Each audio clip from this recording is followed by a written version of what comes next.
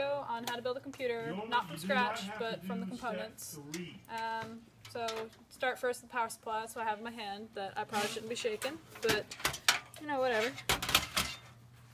You have to line it up with the holes in the case. So there's holes for screws on the power supply, which you have to line up, despite how frustrating it is.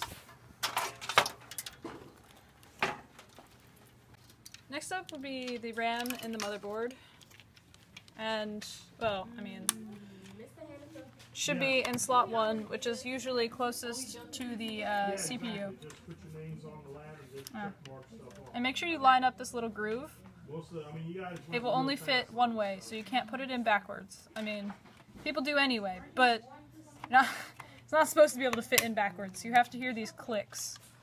That's when you know it's in. You guys broke a record, I tell you. Okay. And after you've settled the RAM in, random access memory, you need to be able to fit the motherboard and the plate in. This will not click in. You will actually have to fit it in with the motherboard, so that can be kind of tricky. Let's see.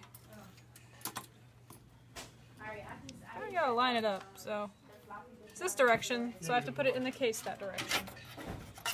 The direction the motherboard is going to fit. And it's going to fall out. Yeah.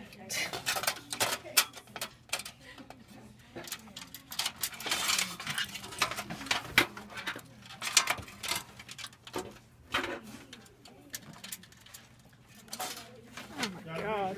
And in my frustration though. So next you have to be able to push on the motherboard enough to get the screws into the holes where they go. I've had difficulty with this every computer that I've ever built, meaning like 3. It's frustrating as hell. Come on. Come on. Okay. Anyway, so it's a lot of just the repeated process of this, and I can't. Okay, I think we're gonna need to cut because it's gonna. Oh, that's lame, but whatever. Okay, so next, after we have the motherboard in and everything, we can start with the drives. This is the hard drive, and this is the optical drive. Both will need power and data cables. We'll get to that later, but you're going to have to align them up in the case with the grooves where they go.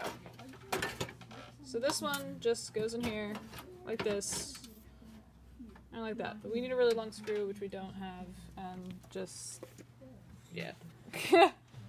Normally you would screw this in so that it doesn't move, but there's no clips and we don't have the screws for this, so yeah.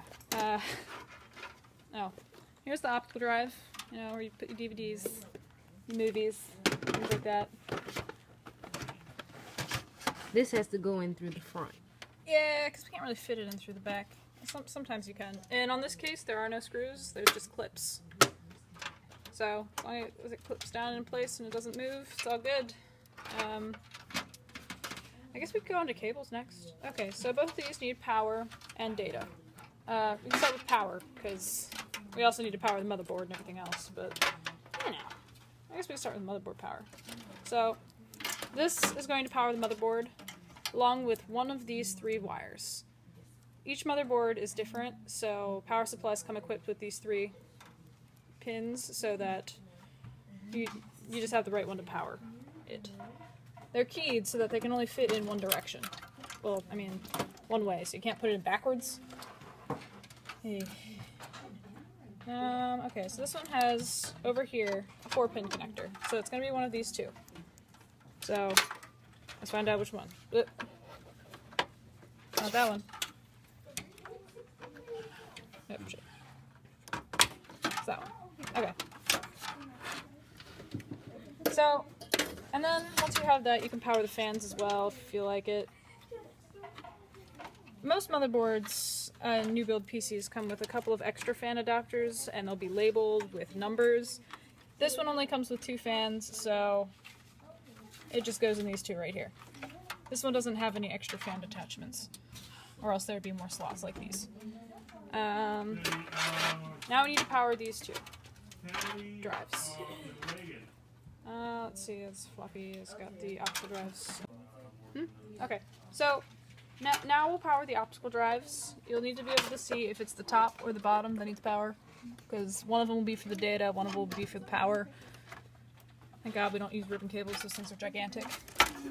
Oh, yeah, you just put them on the table. Oh, okay, so now we need to power the hard drive. Where's the, it's a mess in here, of course. Why else? There. Next, we need the data cables, which will have to connect each one of these to the motherboard. We can't just connect them to each other. We gotta connect this to the motherboard and the optical drive to the motherboard. And sometimes you might want to, depending on how many hard drives you have, on the motherboard, it's labeled with the numbers, so you can specify whether you want, like, which one you want to be master or slave. Because if you put it in a different spot, usually it'll sense like, oh, you want this to be the master or the slave, so it automatically does that, so you want to get it in the right slot.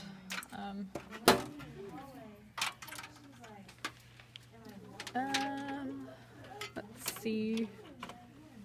And for the optical drives, I mean, it really doesn't matter where you put them, but just as long as the data goes in the right spot, I suppose. Okay. So we have everything set up so far. Next is probably the most annoying thing you'll ever have to do in here.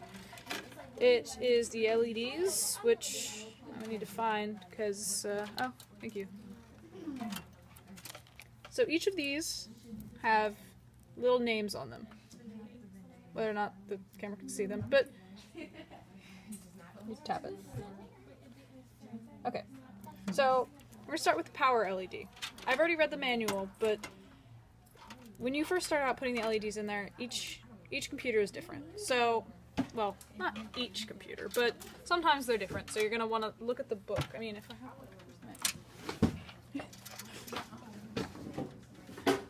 I don't know where my manual is. Okay, so when you look at the manual, you'll see a series of positives and negatives, and you'll see the name of the LEDs.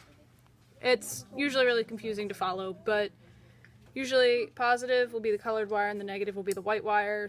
Sometimes it differs depending on where you bought the computer from. But you can just start here with the power LEDs.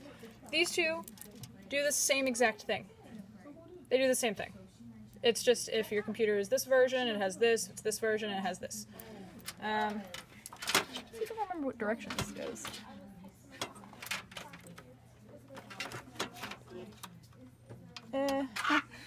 Next we have the, I think this is USB, and this one comes with audio because it can produce sound, which is kind of cool. It's got a little speaker in it. USB is usually fine to put it in any old slot, but I tend to put it in the lowest. The USB 56 in this case. Sometimes they will have different slots depending on whether it's a USB 2.0 or USB 3.0. I think this just has 2.0, so it's fine. And they're keyed as well, so that there's a missing pin, so that you can't put it in a spot where it wouldn't go. This is audio, not USB. If I can fit it in. Okay. So everything's put in, ready to go. The optical drive both have power. Both have power and data. Let's see. RAM's in. Of course, CPU's in. It's already done for us. Fans are all in. Power supply's hooked up. Motherboard has power. Looks like we're ready to go. I think. Nope. Nope. There's speakers. This also has speakers. I mean, we've got audio. Okay, other than that, everything's ready to go. There's still a lot of extra cords. Usually, when you do a new build PC or any PC in general, you'd have ties to tie these out of the way so they don't interfere with any of the fan's functions, but we will have to just be just nudging them out of the way for now. Okay, now the final piece, which usually you'd have to connect this to the back of a monitor. This one has this, this doesn't have it, no. Does it have DVI? No. It does have a parallel port for some reason though. But, anyway. Attach the video cable. so that it connects to the monitor. The mouse and keyboard, which are USB on this, which is kind of cool, but takes up some USB spaces. And finally, power.